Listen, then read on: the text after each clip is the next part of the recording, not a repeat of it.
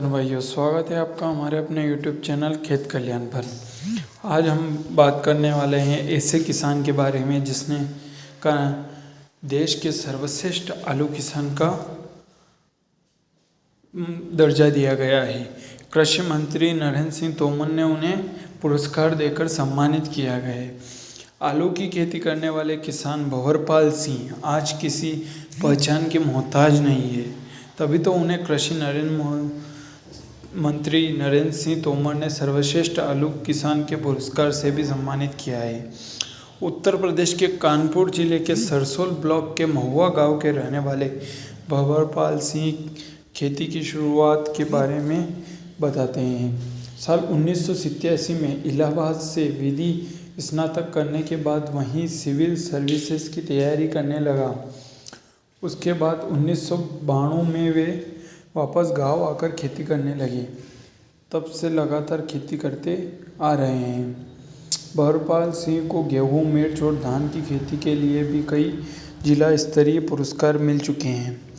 भंवरपाल सिंह कहते हैं कि पहले भी मुझे कई बार सम्मानित किया गया था, लेकिन अगर मैं अपने लिए सबसे गौरवपूर्ण दिन की बात करूं तो अक्टूबर 2013 को वर्तमान प्रधानमंत्री और गुजरात के तत्कालीन मुख्यमंत्री नरेंद्र मोदी ने देश के 500 जिले के 500 किसानों में से मुझे सम्मानित किया है। वो मेरे लिए सबसे खुशी का दिन था। भंवरपाल सिंह इस समय 80 से 100 एकड़ में आलू की खेती करते आ रहे हैं। भंवरपाल सिंह की माने तो उनकी जितनी लागत लगती है वो हार्वेस्टिंग के समय ही निकाल लेते हैं।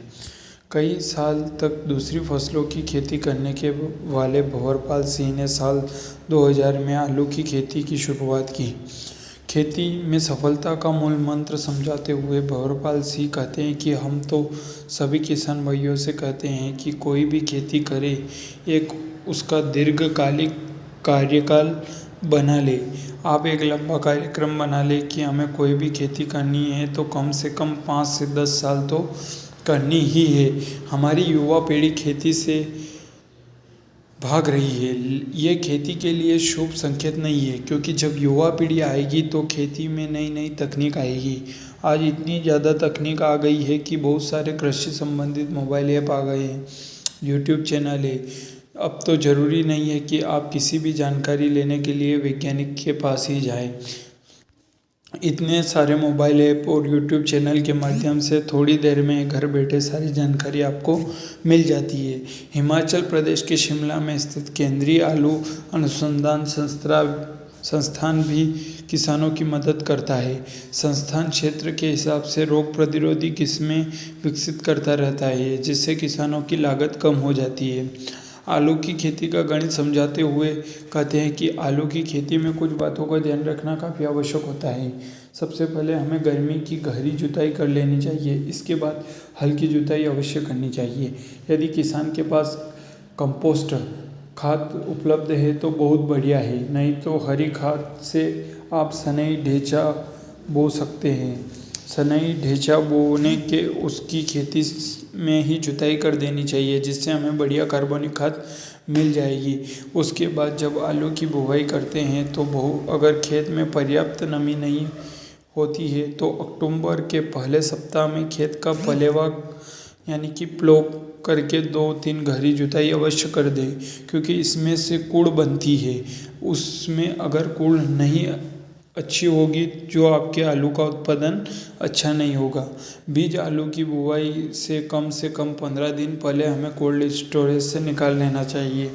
अगर हम अपने घर के बीज का प्रयोग कर रहे हैं तो बीज निकालने के बाद 3% बोरिक एसिड से सीड ट्रीटमेंट करने के बाद 15 दिनों के लिए उसे हम किसी छायादार स्थान पर रखें जिसमें अंकुरण हो जाए। जब हम बुवाई पर चलते हैं तो हमें देखना होगा कि जो हमारे आलू की क्रूड़ यानी कि मेड़ है वो कितनी मोटी होनी चाहिए। जो हमारा राशन आलू है उसके लिए करीब 60 सेंटीमीटर का रीज होना चाहिए। अगर हम चिप्सॉन या फिर कोई और प्रोसेसिंग की किस्म को ले रहे हैं तो उसका साइज़ 65 से 67 सेंटीमीटर होना चाहिए। सीड से सीड की दूरी अगर आलू 40 से 50 ग्राम का है तो 15 से 20 सेंटीमीटर की दूरी पर हमें आलू की बुवाई करनी चाहिए। अगर हमारा सीड 60 से 100 ग्राम का है तो दूरी 25 से 30 सेंटीमीटर की होनी चाहिए। इसके बाद हमको गहराई का खास ध्यान रखना होता है। बहुत सी किस्में हैं जो नीचे की तरफ जाती है और बहुत सारी किस्में हैं जो ऊपर की तरफ जाती है। फिर हमारा जो पहला काम होता है खेत में खरपतवार को कैसे हटाएं, उसके लिए हमें 3 से 5 दिन के अंदर खरपतवार नाशक 500 ग्राम 800 से 900 लीटर पानी में प्रति हेक्टेयर की दर से डाल लेना चाहिए, जिससे खेत में खरपतवार उगेंगे ही नहीं। इसके बाद अगला चरण आता है कि सिंचाई कैसे करें। अगर हमारे खेत में पर्याप्त नमी है क्योंकि हमने पलेवा करके आलू बोया है तो 10 दिन के अंदर पहला और हल्का पानी देना चाहिए। इसके बाद जब हमारा आलू 35 से 40 दिन का हो जाता है तो तब एक लाइन से दूसरी लाइन का आलू छूने लगे तो तब एक स्प्रे की ज़रूरत पड़ती है, जिससे कि उसमें अगेती जुलासा जैसी बीमारियों को प्रकोप न हो। अब हम हार्वेस्टिंग कैसे करेंगे, इसके लिए देखना होगा कि खेत में मिट्टी टाइट न हो पाए, क्योंकि इससे हार्वेस्टिंग करेंगे तो आलू ख़राब हो जाएंगे। हमको ये चाहिए कि हमारी मिट्टी भुरभुरी बनी रहे और तापमान बहुत ज़्यादा न बढ़ने पाए। यदि आपको आलू से संबंधित यह जानकारी अच्छी लगी हो तो हमारी वीडियो को लाइक अवश्य करें और हमारे चैनल को सब्सक्राइब अवश्य करें। धन्यवाद।